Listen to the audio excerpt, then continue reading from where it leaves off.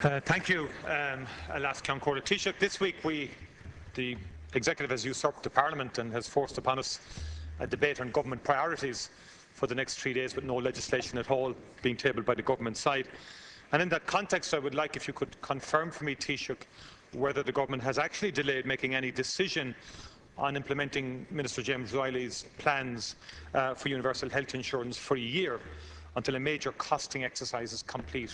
A draft memo that was circulated by the Minister for Health to his Cabinet colleagues found its way into the Irish Times this morning and has put in a lot of caveats in relation to the timetabling and the plan itself. And I would put it to Taoiseach that it might be a good exercise in the public interest to publish that draft memo so that we could all see it and we could all have a reasonable date this week when we're discussing the government's priorities to discuss its major priority, i.e.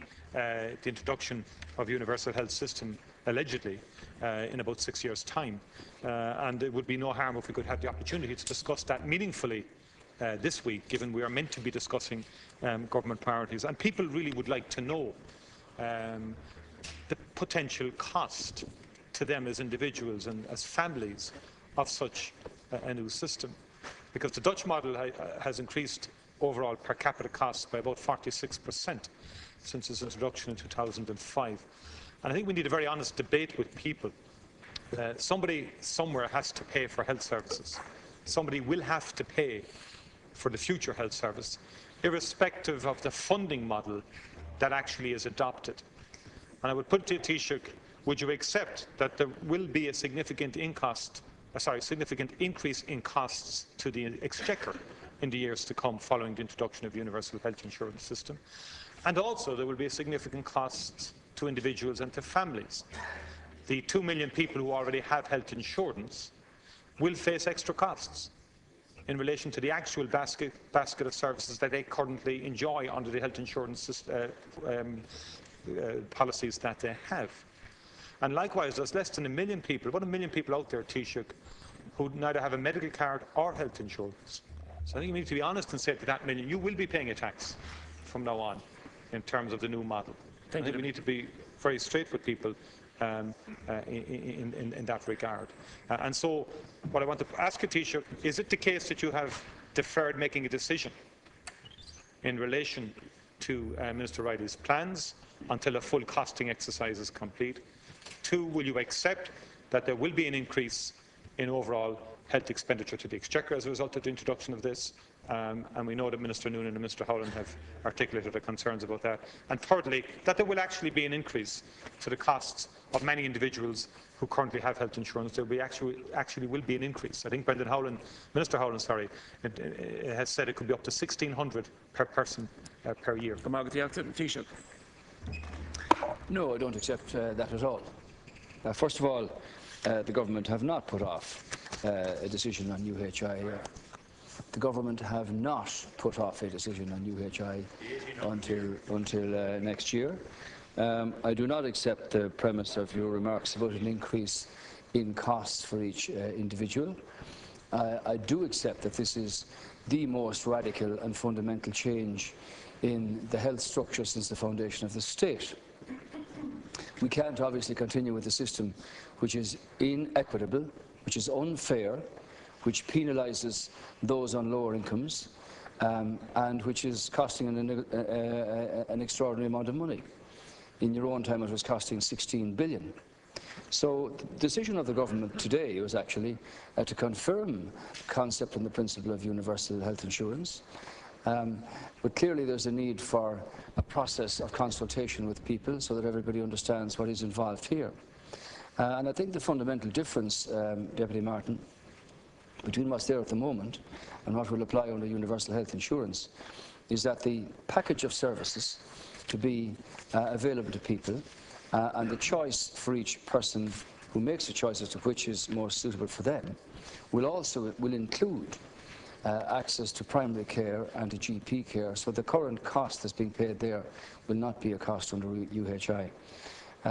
It is a matter of very considerable importance that there be no confusion about this, so that the process of consultation will involve people from around the country, ordinary citizens, men and women, families and no families, who will be impacted by this, but also a central role for the Oireachtas Committee on Health, and an understanding that, of being able to explain the value of having a single-tier system where there is equal access, as distinct from a two-tier system which is discriminatory, unfair, exceptionally costly, and is not working. So I think what you're trying to get at here is, can you tell me today what the average cost per package would be? And I can't do that because obviously UHI is not going to be implemented in full for some time. So the process is already in train. You have the strengthening of the primary care services, that's already part of this. You have you've got the special delivery unit, the establishment of 6 hospital groups, the patient safety agency, the first phase of value from money follows the patient. These are all parts of the process leading to the implementation of universal health insurance. So the answer to your question is government have accepted and confirmed UHI, its concept and its principle. Government will continue to discuss the question of how best to roll it out so that there's a process of being able to explain to people exactly what's involved here.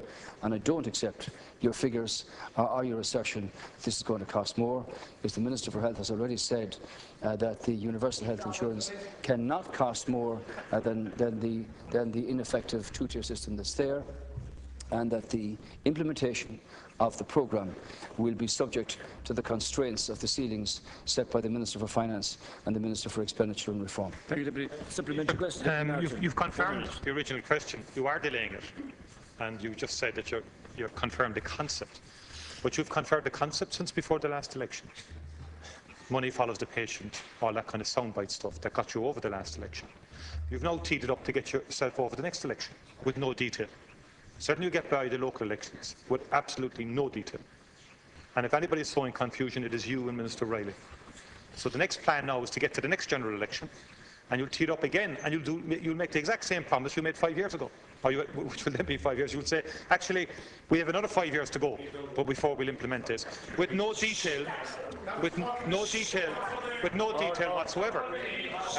And the point I would make, Taoiseach, is that I think you need to be honest with people, Taoiseach, and say, this will cost more, Taoiseach. And it will cost people extra money. Now, I didn't say that, by the way. I wasn't the first to say that. Minister Noonan and Minister Howland were the first to raise the red flag on this. Were the first to. And look, if you're nodding your head, publish the memo that was circulated today. Publish the memo. Why not publish the memo? If the Irish Times can get it, surely the Dáil can get the memo. And why not publish? And why not publish the white paper? I mean, we have been waiting. The people have been waiting 3 years for the white paper on universal health insurance. And the bottom line is this: despite all the talk of radical change, the only reality for people on the ground is that health insurance policies have gone up 60% in the meantime. That's the only reality on the ground for people. And tax relief for health insurance policies has been curtailed. And there's huge uncertainty around the private health insurance market. That's what's happening right now. And the same is happening with medical cards. Medical cards are being taken from people. 35,000 medical cards are being taken from older people this year. Disgracefully, young children with multiple special needs have had their medical cards taken from them. Thank you, Deputy. No, that's why people are worried out there, because their sense of universal health care as advanced by this government has meant a withdrawal of services from them, both in the primary care field and indeed in the acute hospital setting, in the community care setting in the form of home help hours being reduced, and in terms of private health insurance, in terms of a massive increase in premia and a reduction actually in the tax relief available. So there's an incredible yawning gap between the reality on the ground as experienced by people and the rhetoric that's been peddled day in and day out with no detail and no serious or substantive debate in this House about what is meant to be the government's #1 priority. It's not even been tabled this week for debate. Taoiseach. Sorry, please. Order, please. Yeah. Deputies. You've had your little rant there. I don't reply on this question. I don't accept your assertion at all that this is an attempt to put universal health insurance and it being explained to people out beyond the next general election. As I've said to you on many occasions, that's in the spring of 2016. Long before then, Deputy Martin, people will understand and know that the universal health insurance concept and principle and proposal will be explained to people. So that everybody understands the value of having a single-tier system as against a two-tier system. Of course, you would say, why wouldn't you, that costs would increase. After all, in your own time, it went up by over 320%. From 3 point. Okay, it's a long time ago. From 3.6 billion. Sorry. Yeah, from 3.6 billion to over 15 billion. Okay, and we ended up, as I said recently, with nearly a world record of 569 people on trolleys in one day in January 2011. That's the legacy that you left behind you, and that's a system that you appear to be wanting to defend and continue and perpetuate. So it's very necessary with the rise in population, the longevity of people now, the changes in medical systems, that we move to a single-tier system of health. This works. This works, Deputy Martin, in most other countries in Europe, and what will apply here will be a system that is very suitable for our needs here in Ireland. Now, you mentioned about private health insurance. Obviously, Minister Riley has set out on many occasions that the McLaughlin report, for instance, pointed out way after way of being able to reduce costs by private health insurers. As you know, VHI increased theirs by 2%, others went up by 13 or 15%. The issue for government here, this is going to impact on everybody in the country. So we want to get it absolutely right, Deputy Martin, in being able. Hold on, Deputy Healy-Rae, in being able to be central to this radical change in the way health is delivered, and that's why the Oireachtas Health Committee will have a central part in dealing with the preparation and the analysis of the baskets of services to be provided for people, so that you get away from the position that everybody will understand that what's involved here is equity of treatment and access to treatment, and that it's on the basis of medical need as distinct from what you can pay, and the question of community rating being subsidised by those on lower levels for higher levels is a pretty serious piece of restructuring of the health services, and we've got to get it right. I accept that, and I don't want a situation where everybody is floundering around in confusion about what it doesn't mean and about costs that have been assessed. Yes, Deputy Dooley, we had members of your party before talking about exorbitant charges for this, that and the other. So yes, we'll publish it very soon, Deputy Martin, very soon. Thank you, Taoiseach. Very soon. Just personally, in the next couple of weeks. Thank you. In the next couple of weeks. Thank you. Yes, I did. But it's. Yes, but I didn't tell you. I didn't tell you 320% of an increase. Sorry, and I don't accept your figures. This is about getting it right, because it's going to apply to every person in the country. And everybody will have their say in it, and you can defend what you want now is an inequitable system that's grossly overcost and that's not working in the Deputy Jerry Adams.